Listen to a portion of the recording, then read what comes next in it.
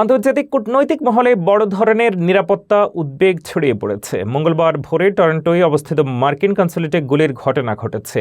Police জানিয়েছে স্থানীয় সময় ভোর 5:30 এই হামলার রিপোর্ট পাওয়া যায়।